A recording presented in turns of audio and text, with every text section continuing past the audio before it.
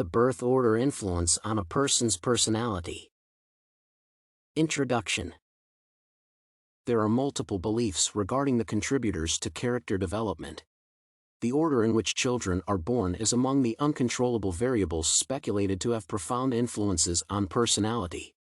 Birth order is supposed to create situations in which one is exposed to specific conflicts and issues because of being the first, the middle, or the youngest child in the family.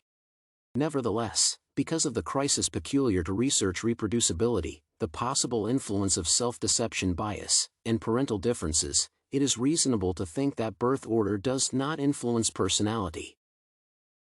Main body.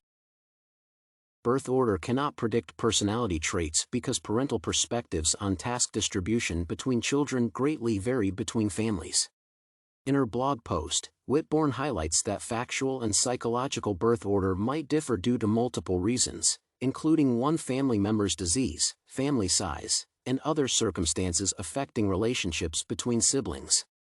Instead of being an independent contributor to personality development, birth order could work as a self-fulfilling prophecy in which children just learn to adapt to their parents' stereotypes about siblings' interaction.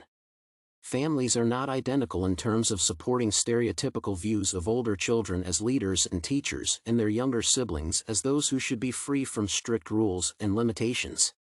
For instance, parents who know the burden and responsibility associated with being the first child can avoid assigning the stereotypical child leader's role to their firstborns or decide to teach their youngest children to lead.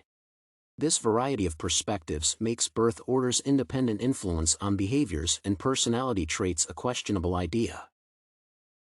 Additionally, the illusory effects of being the first, the second, the youngest, or the only child on personality could result from self-deceptiveness or the desire to believe that birth order theories work. In her research project, Armitage states that most college students see predictions about their personalities based on Adler's birth order theory as accurate. If such self-assessments were close to reality, the scientific community would have clear empirical evidence consistent with the mentioned theory. However, scholarly studies are persistent in discovering no strong links between birth order and personality traits.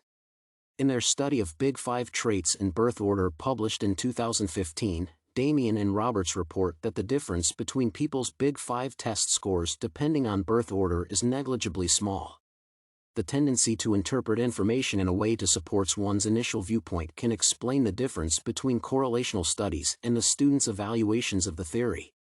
Specifically, leadership competencies are considered something positive and conducive to personal success, so many firstborns would simply boost their self-esteem by believing that being the oldest child promotes such traits. The replication crisis in studying birth order's connections to specific psychological characteristics also suggests that one's ordinal position in the family cannot predict anything about personality. In Born to Rebel, a book published in 1996, Sulliway offers evidence from meta-analytical research to argue for the youngest children's greater rebelliousness compared to their older siblings. However, the reconstructions of the meta-analysis and research sample reevaluations did not confirm any of the reported empirical patterns and called the methodological accuracy of birth order research into question. Thus, research results' inconsistency and heterogeneity do not add to the theory's ability to describe reality and give rise to accurate predictions. Conclusion. To sum up, one's ordinal position among siblings is not a valid predictor of personality traits due to diverse factors. Such objections range from research quality to a disputable suggestion that all firstborns, middle children, youngest children, or only children are always treated similarly. Self-deception or the willingness to project categories with certain positive traits onto oneself could also be crucial in explaining the myth's proliferation.